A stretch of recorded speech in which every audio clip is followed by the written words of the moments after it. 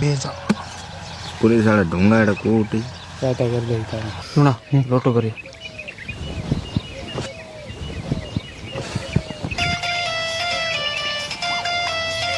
कौन आयो गमले जी उठा लो ना तुझे थे एड़ी छोटी हरकत करो मैं होशियो ही कोनी मैं भी यहाँ कोनी होच्यो पण एक बात कह दूं यहाँ पुलिस भेजने में कहीं कोनी हुआ नहीं पुलिस के क्या सुधी बात करो किन पुलिस मिली कमला जी एक बात बताऊं मैं मानूं कि गलत हुई है पर यहाँ आगे बढ़ना और भी गलत हुई तारे गुस्से भुगतान पूरे परिवार ने भुगतना पड़ी ध्यान रखियो कमला जी ठीक है कहाँ मोटरसाइकिल कहता गली में गया तो क्यों लाया इन्हें नहीं है अपनी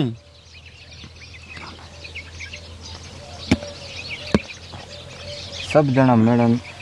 एक लफड़ो बढ़ा तारो थे बात खत्म हुई पे अभी मोटरसाइकिल हैंग पड़ी रही है।